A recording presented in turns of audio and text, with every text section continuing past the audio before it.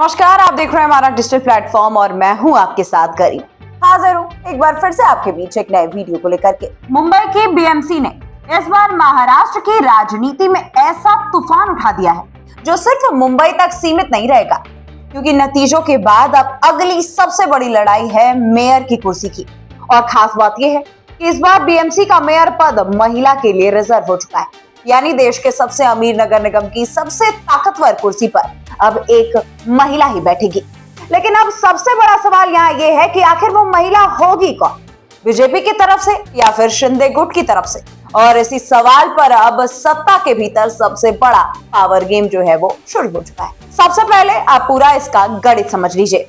BMC की कुल सीटें 227 हैं। इस बार बीजेपी को 89 सीटें मिली हैं और बीजेपी शिंदे गठबंधन ने जीत के बाद बीएमसी में अपना दबदबा कायम कर लिया है। लेकिन मेयर चुनना सिर्फ नंबर का खेल नहीं होता, इसमें रणनीति भी है, गठबंधन की खींचातानी भी है और सबसे बड़ी बात यह है कि मुंबई का मेयर बनाना मतलब पूरे महाराष्ट्र में ताकत दिखाना हो। दरअसल बीएमसी में मेयर पद पर आरक्षण, रोटेशन और लॉटरी सिस्टम के जरिए तय होता है। इस बार लॉटरी के जरिए मेयर की सीट महिला कोटे में चली गई।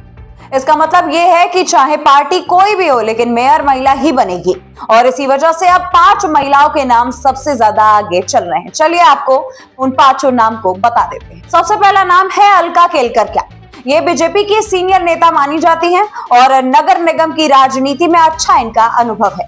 दूसरा नाम है राशि शिरवटकर। ये भी बीजेपी से जुड़ी मानी जा रही हैं और संगठनिक पकड़ वाली नेता है। तीसरा नाम है योगिता कोलिका। इनका नाम भी मजबूती दावेदारों में चल रहा है और बीजेपी खेमे में इन्हें एक ग्राउंड कनेक्शन वाला चेहरा माना जा रहा है। और चौथा नाम है हर्षिता नरवेकर का। इनको लेकर के कहा जा रहा है कि पार्टी नए चेहरे पर दाव भी खेल सकती है। और 5वां नाम है तेजस्वी घोसालकर का और सबसे ज्यादा चर्चा तेजस्वी घोसालकर की ही हो रही है। जी हाँ दोस्तों, आगे हम आपको चलिए समझा देते हैं कि आखिर तेजस्वी घोसालकर हैं कौन और इनका नाम इतना तेजी से क्यों उछल रहा है। तेजस्वी घोसालकर ने बीएमसी चुनाव 2026 में दसीहर ईस्ट से बीजेपी टिकट पर जीत दर्ज की है। रिपोर्ट के मुताबिक वे पहले शिवसेना से जुड़ी रही और राजनीतिक अनुभव भी रखती हैं। सबसे खास बात यह है कि तेजस्वी घोसालकर का एक इमोशनल और पब्लिक कनेक्शन भी बनता है, क्योंकि वे पूर्व शिवसेना नेता अभिषेक घोसालकर की पत्नी है। अभिषेक घोसालकर की हत्या के बाद महाराष्ट्र की राजनीति में काफी बड़ा हंगामा हुआ और उसके बाद तेजस्वी घोसालकर का नाम एक ऐसे तरह से सिंपैथी फैक्टर और स्ट्रॉन्ग नैरेटिव के साथ सामने आया। यही वजह है दोस्तों कि बीजेपी के भीतर भी एक धड़ा उन्हें स्ट्रॉन्ग फेस मान रही है, क्योंकि ये वैसा चेहरा है जो महिला आरक्षण में भी फिट बैठता है और राजनीतिक कहानी में भावनात्मक पकड़ भी बना रहा है। बीएमसी की कुर्सी महाराष्ट्र चुनाव के लिए इतनी बड़ी आखिर क्यों है, हम आपको ये भी समझा देते हैं। देखिए, बीएमसी सिर्फ नगर निगम नहीं है। बीएमसी का मतलब है देश का सबसे अमीर नगर निगम। बीएमसी का बजट कई राज्यों के बजट से बड़ा माना जाता है। बीएमसी के पास मुंबई के विकास के करोड़ों हजार करोड़ रुपए होते हैं। रोड, पानी, अस्पताल, स्कूल, सफाई, ड्रेनेज और बड़े टेंडर यहीं से पास होते हैं। यानी जिसने बीएमसी कंट्रोल कर लिया उसने मुंबई की प्रशासनिक ताकत भी पकड़ ली है और मुंबई महाराष्ट्र का सबसे बड़ा राजनीतिक केंद्र है। इसीलिए बीएमसी जीतना मतलब महाराष्ट्र की राजनीति में सबसे बड़ा पावर सिंबल अपने हाथ में ले लेना है।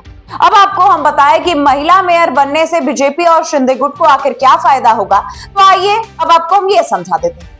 दोस्तों, दरअसल बीजेपी को सबसे पहला फायदा इसमें यह होगा कि वो महिला नेतृत्व को बड़ा चेहरा बना करके दिखा सकती है। बीजेपी ये संदेश दे सकती है कि हमने देश के सबसे बड़े नगर निगम में महिला को सर्वोच्च कुर्सी दी। ये बात आने वाले लोकसभा और विधानसभा चुनाव में महिला वोट बैंक पर असर डाल सकती है। इसका दूसरा फायदा ये है कि अगर मेयर बीजेपी की महिला बनी तो मुंबई में बीजेपी का शहरी प्रभुत्व और मजबूत हो जाएगा। और तीसरी सबसे बड़ा फायदा इसमें यह है कि मेयर पोस्ट के जरिए बीएमसी की पावरफुल कमेटियों पर पकड़ बनाना आसान हो जाएगा, जैसे स्टैंडिंग कमेटी और बड़े फैसलों की दिशा।